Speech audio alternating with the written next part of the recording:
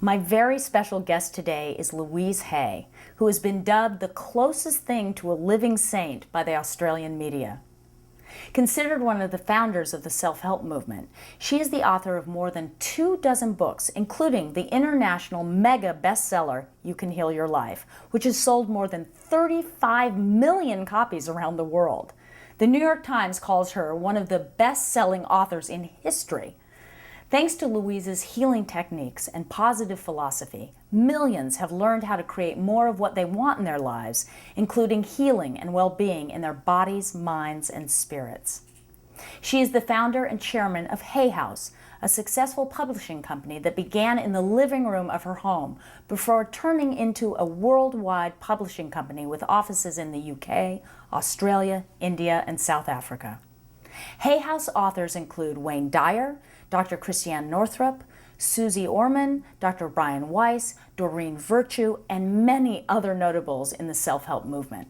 An active philanthropist, her nonprofit organization is the Hay Foundation, which supports those dealing with AIDS, battered women, and other challenged individuals in our society.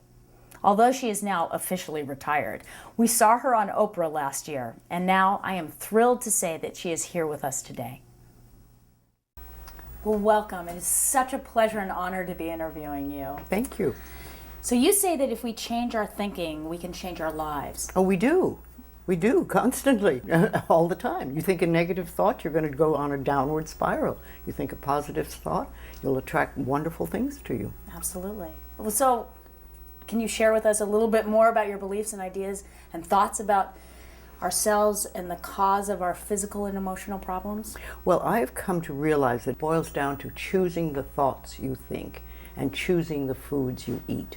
And when you can be wise in both areas, you have perfect health. Because the body knows how to take care of itself, but not if you give it a lot of junk. And not if you give yourself a lot of junk thoughts. So it's a clearing. It's clearing the weeds from the area, from the mind, and from the soil.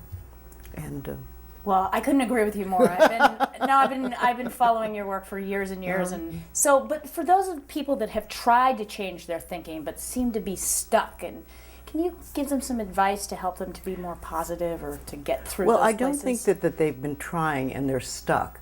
I think they just haven't tried. Because if you will practice this, even a small amount, it makes a difference. I have a simple exercise I give everybody, and some people say, oh, that's so stupid, it's so silly.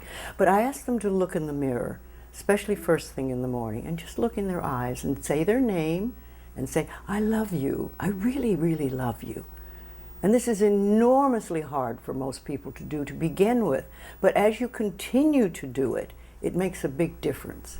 You see, life loves you. Life really loves you. But if you don't love yourself, it's very hard for life to bring you the goodies because you've got this wall up.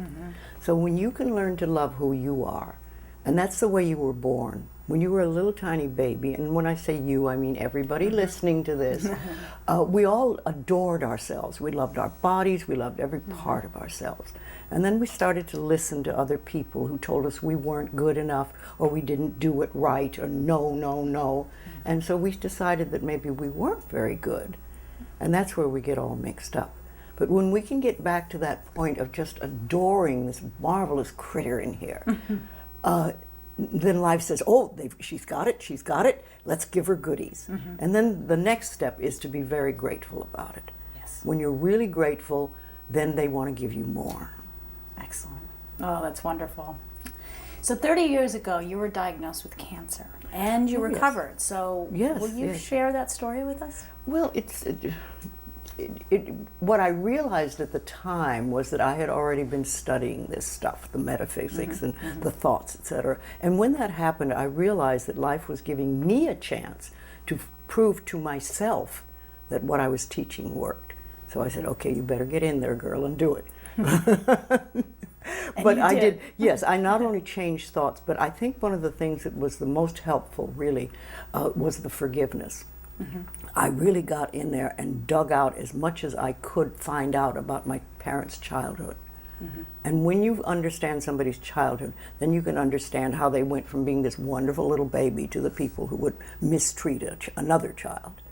And that sort of gives you a point to begin your forgiveness work. And when I started to do that, I think that was the big shift inside.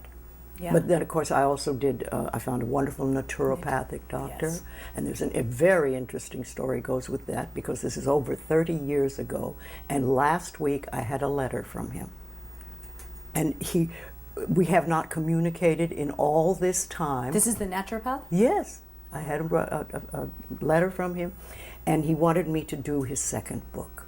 Oh, wow. And I thought, wow, isn't this interesting? Because here's a man who literally contributed over 30 years ago to healing my life. Yeah. And now I get to do something for him.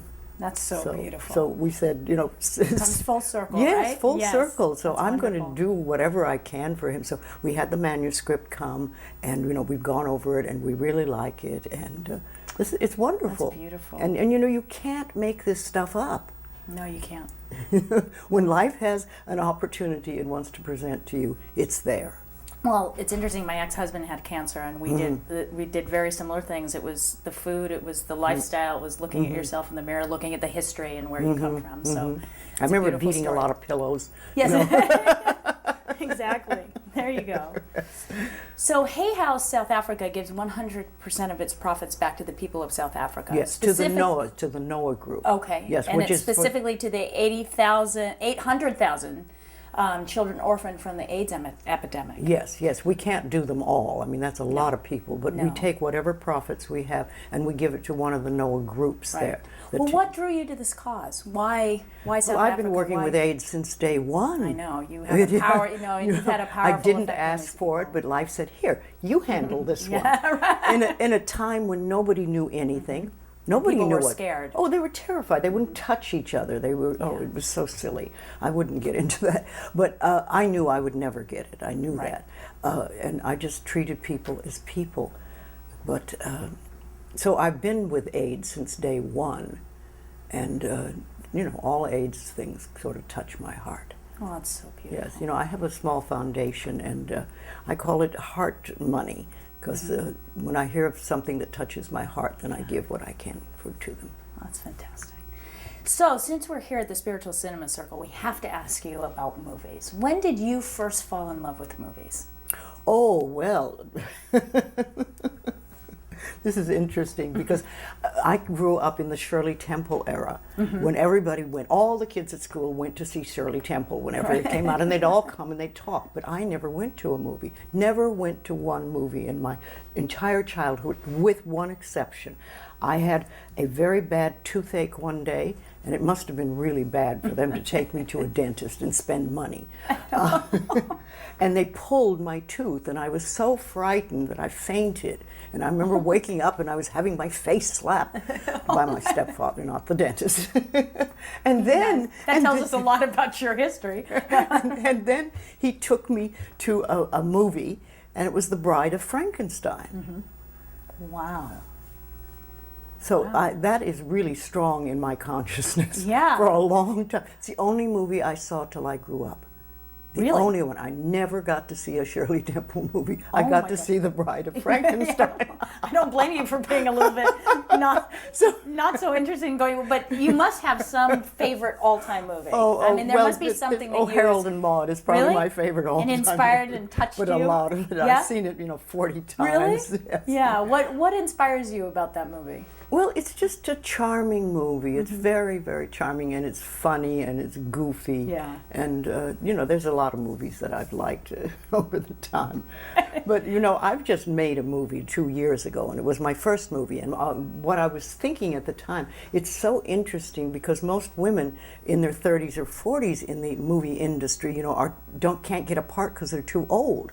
And here I was, 80 years old, making my first movie There and you being go. the star in it. And Yeah. getting to do my own dialogue. And I I thought, know. wow, this is really great. I saw your movie, by Yeah. the way, and it's wonderful. It's very wonderful.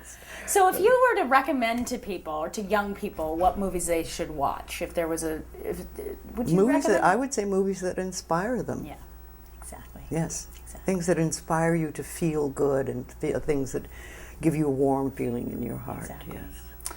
Can you give us any positive message that you would want to get out there to our Teach to our people to viewership? love themselves. Yeah. Teach people to release the guilt. I think it's one of the biggest things I've done in my work is help people release guilt, because we all walk around with this huge pot of guilt that we carry. One of the things that I think about the work that I do and the work our company does is that every product that we sell or that you get as a gift from us has the possibility to change the quality of your life, to improve the quality of your life. Now, whether you actually take that opportunity or not is up to you. That's freedom. But you have everything we give out can help people really improve the quality of their lives. And that feels good. Well, thank you for that. You're welcome. You've inspired a lot of people to change their lives and to love themselves.